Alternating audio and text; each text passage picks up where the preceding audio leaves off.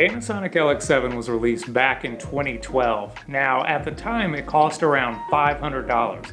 Nowadays, you can find it used for around $160. How has this camera held up over the past 8 years? Well, you've got a 10 megapixel sensor, a zoom range that's the equivalent of 24 to 90 millimeters on full frame, and a max aperture of f1.4 to f2.3. And on the back, there's a 3-inch 920K dot LCD screen. Now, unfortunately, it's not a touchscreen and it doesn't articulate in any way, shape, or form.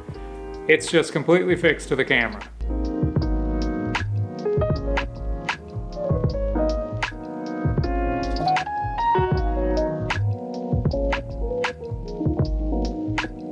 If you've never used the LX7 before, you might be surprised by how much of a premium feel it has. It's got a really sturdy build quality. It's like solid metal, and the buttons have more of like a kind of spongy professional feel to them. They're not the usual like cheap plasticky buttons that you find on lower end cameras. You've got to remember the LX7 is one of those products where Panasonic makes a Panasonic version, but then they also make a Leica version of the exact same thing. See, this camera came out a month after the Leica Deluxe 6, and it's basically the exact same camera. I mean, cosmetically, the Leica is slightly different on the body, but other than that, it has the exact same lens, the exact same sensor, and the exact same processor, and the exact same features. Part of how Leica justified the higher price on the Deluxe 6 was that it shipped with Adobe Lightroom. Gotta remember, back then, Adobe hadn't gone to a subscription-based service yet, so in all fairness, you were getting like a $200 software for free. But in terms of like nowadays, if you're looking at the Leica used and you're looking at the LX7 used, they're the exact same camera, and the Panasonic's gonna be like much cheaper, so it just doesn't make sense buying the Leica over this.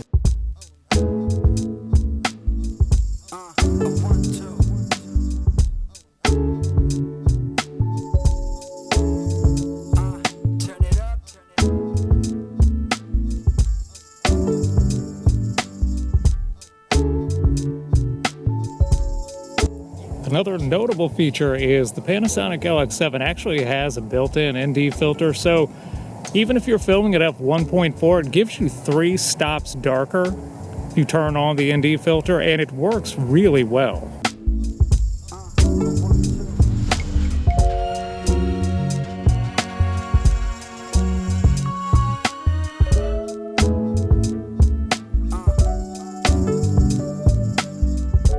Likewise, the LX7 has pretty good optical image stabilization. It handles like these sort of handheld and walk and talk kind of segments, but it also does really well if you're trying to film at like the longer telephoto end. You know, I'm able to film at the 90 millimeter equivalent at f2.3 and still get a pretty steady shot.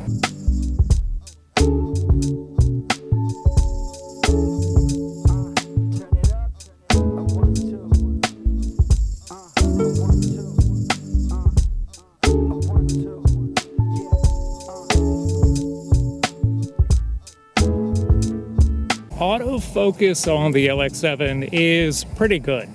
You know, the irony is it actually kind of outperforms some modern Panasonic cameras.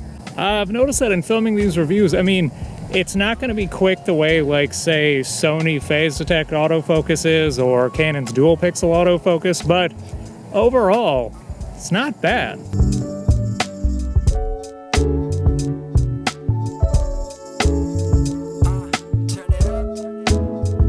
In terms of video, there's 1080p at 60 frames per second, and that's pretty much it.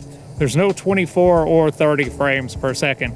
You do, on the other hand, have options within that. There's 60p progressive and 60 interlace, and of course there's a 720 at 60 frames per second, which there is also a slow motion mode, though, at 720p at 120 frames per second, which is actually pretty cool.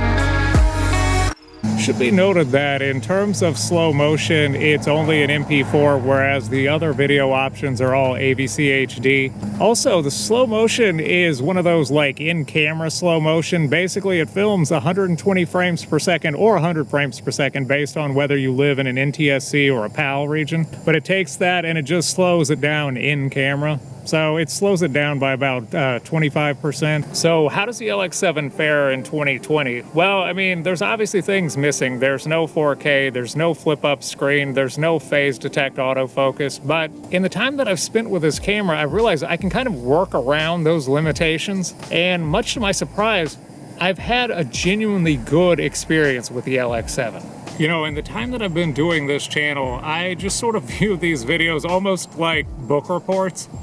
You know, I'm not trying to sell anyone one way or the other. I just, as a camera collector, I have all these old cameras, and so I just pick one, I film a video, I talk about it, and I just put the information out there for anyone who might be interested. The LX7 is the first time in the history of making these videos where I actually recommend this. You know, we always talk about how, you know, spec sheets versus user experience, and you can't really tell what the actual overall experience is just based on the specs alone. Like, there's plenty of great spec cameras that I don't really enjoy using, and then there are other cameras that don't have particularly good specs, especially not in this day and age, but I enjoy them immensely.